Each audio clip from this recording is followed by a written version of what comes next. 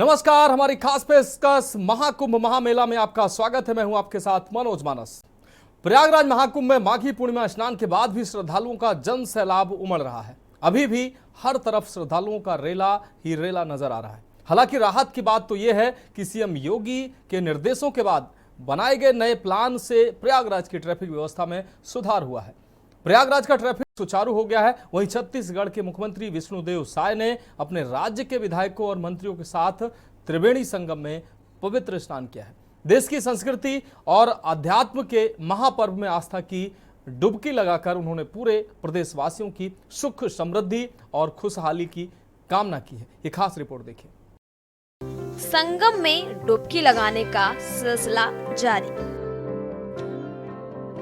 महाकुंभ में सरकार ने 45 करोड़ श्रद्धालुओं के पहुंचने का अनुमान लगाया था, लेकिन माघी पूर्णिमा के दिन ही 48 करोड़ 29 लाख से ज्यादा लोग आस्था की डुबकी लगा चुके थे। अभी महाकुंभ मेला 26 फरवरी तक चलेगा। लगातार देश दुनिया के कोने कोने से लाखों श्रद्धालु के आने के सिलसिला जारी है। श्रद्धालु बड़ी संख्या प्रयागराज पहुंचकर गंगा स्नान कर रही हैं। छत्तीसगढ़ के मुख्यमंत्री विष्णुदेव साय ने छत्तीसगढ़ के विधायकों और मंत्रियों के साथ त्रिवेणी संगम में पवित्र स्नान किया।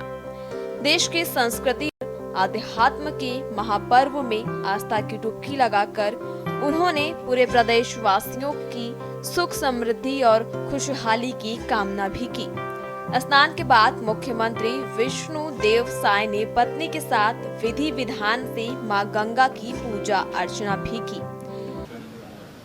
आज छत्तीसगढ़ सरकार मंत्रिमंडल हमारे माननीय विधानसभा अध्यक्ष, माननीय गवर्नर साहब, सांसदगण, विधायकगण सभी प्रयागराज जा रहे हैं महाकुंभ में स्नान करके पुण्य का भागी बनने। और इसके लिए हम उत्तर प्रदेश के आदरणीय मुख्यमंत्री श्री योगी आदित्यनाथ जी और वहाँ के विधानसभा अध्यक्ष को भी धन्यवाद देना चाहेंगे। उनका भी आमंत्रण और हम लोग भी वहाँ पर छत्तीसगढ़ के तरफ से एक पवेलियन लगाए हैं। छत्तीसगढ़ के जो भी श्रद्धालु जा रहे हैं उनको वहाँ पर रहने, भोजन आदि का निःशुल्क व्यवस्था है।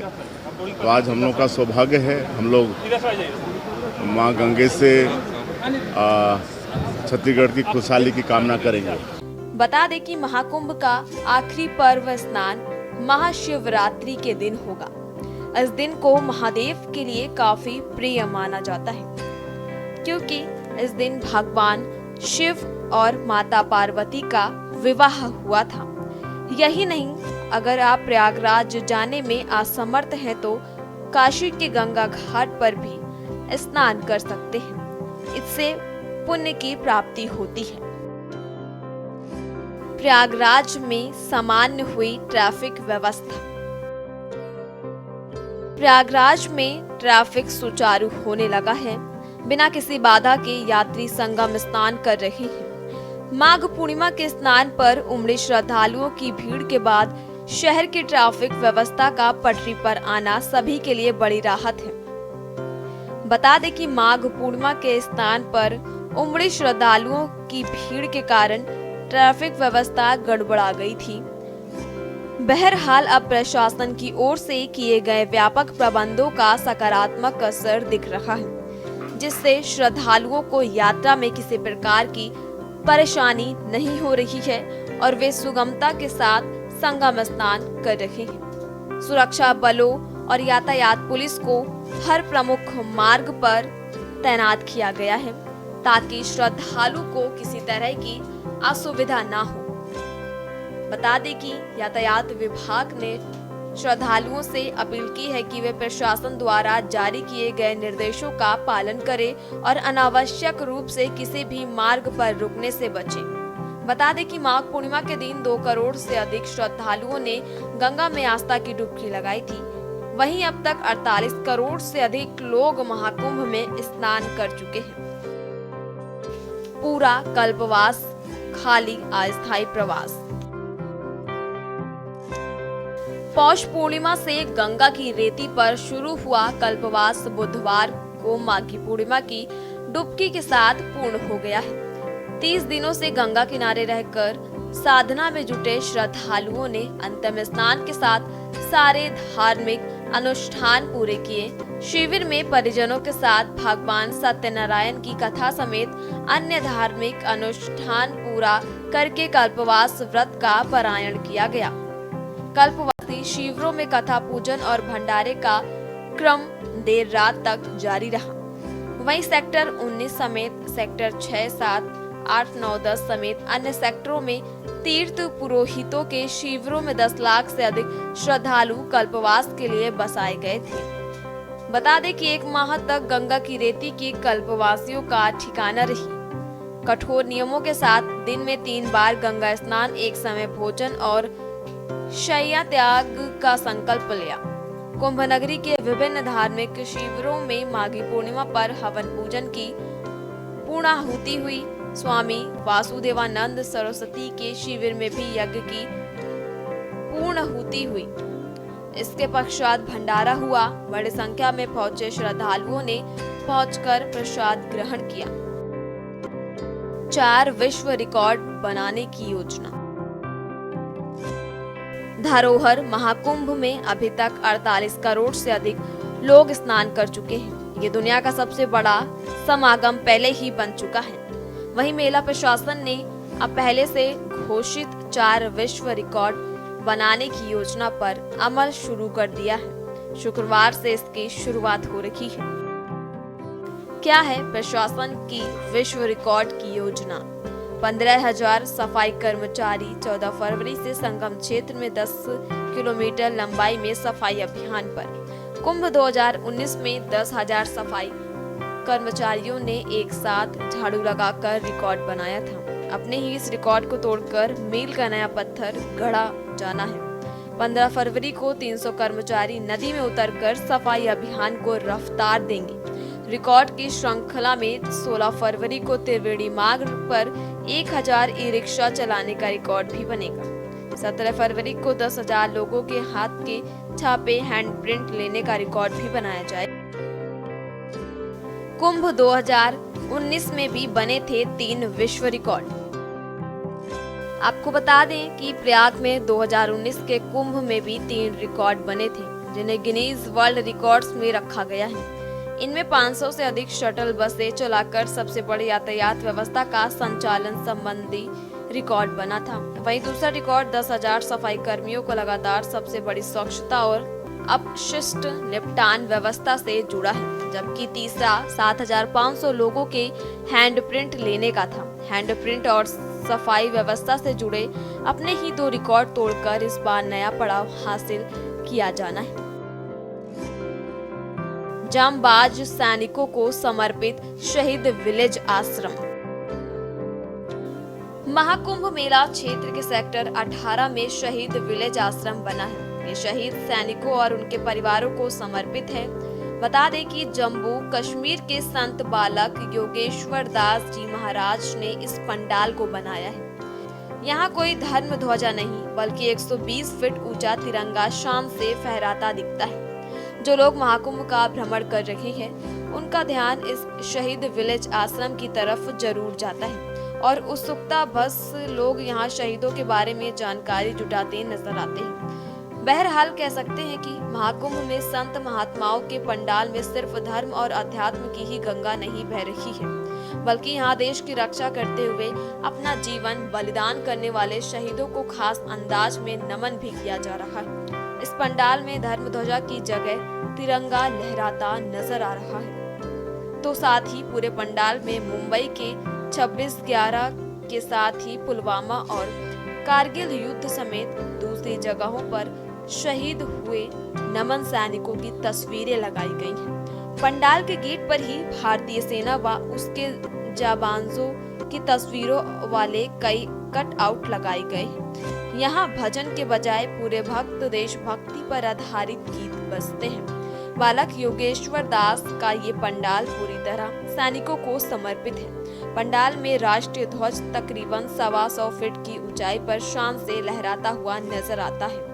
मेले में धर्म और अध्यात्म के अलग अलग रंग देखने को मिल रहे हैं। शहीदों के सम्मान का यह रंग अनूठा तो है ही, साथ ही प्रेरित करने वाला भी है। बाबा बालक योगेश्वर दास की इस कोशिश को हर कोई सैल्यूट कर रहा है। कहा जा सकता है कि महाकुंभ में धर्म और आध्यात्मिक के साथ ही देशभक्ति के रंग भी देखने को मिल रहे हैं। बिजनेसमैन बाबा, बड़ा दावा। 14 जनवरी से प्रयागराज में हो रहे महाकुंभ में कई बाबा वायरल हुए हैं। हर बाबा की अपनी कहानी है, जिस वजह से वे सुर्खियों बटोर रहे हैं। ऐसे में एक और बाबा खबरों में आ गए हैं, जो दावा कर रहे हैं कि उनका अरबों का बिजनेस था, जिसे छोड़कर अब वो भगवान की शरण में आ गए हैं। अब ये बिजनेसमैन बाबा के नाम से फेमस हो रहे हैं। वायरल हो रहे कई वीडियो में वे बड़े बिजनेसमैन होने का दावा कर रहे हैं और अब उनका कहना है कि एक वक्त उन्होंने काफी पैसा कमाया था और अब वे गरीबों में रहना चाहते हैं। बता दें कि बिजनेसमैन बाबा के कई वीडियो वायरल हो रहे हैं, जिसमें वो अलग अलग दावा कर रहे हैं। एक वीडियो में बिजनेसमैन बाबा कह रहे हैं, बिजनेस किया है, हजारों करोड़ों का बिजनेस किया है, रोज का 200-300 करोड़ का बिजनेस भी किया है। जो सुख पायो राम भजन में, वो सुख नहीं अमीरों में। मन मेरा लाग्यो फकीरी में मुझे आनंद आ रहा है। बता दें कि अभी तक कुंभ में बिजनेसमैन बाबा को लेकर IIT वाले बाबा, स्कॉर्पियो वाले बाबा, रुद्राक्ष वाले बाबा, कांटों पर लेटे रहने वाले बाबा, एक हाथ उठाए रहने वाले बाबा, बंदर वाले बाबा, कबूतर वाले बाबा जैसे कई बाबा फेमस हुए हैं। सुजावन देव मंदिर में उमड़ रही भीड़। आपको बता दें कि अगर आप महाकुंभ में आस्था की डुबकी लगाने जा रहे हैं तो प्रयागराज में यमुना के बीच प्रकृति की एक अनोखी कृति देखना ना भूलें। हालांकि इस दौरान यहाँ लगातार चहल पहल बनी हुई है। घुरपुर से 3 किलोमीटर पश्चिम में यमुना नदी के तट पर स्थित सुजावन देव मंदिर की लोकेशन मन को बहुत लुभाती है। यहाँ भगवान भोले बाबा और यमुना का एक मंदिर है। इस मंदिर में वर्ष भर लोगों का आना जाना रहता है। कार्तिकीय माह में यम द्वितीया पर यहाँ मेला लगता है। इस मेले में आसपास के अलावा मध्य प्रदेश के विभिन्न जिलों के लोग भी दर्शन पूजन को आते हैं। मंदिर के आसपास थी नगरीय सभ्यता।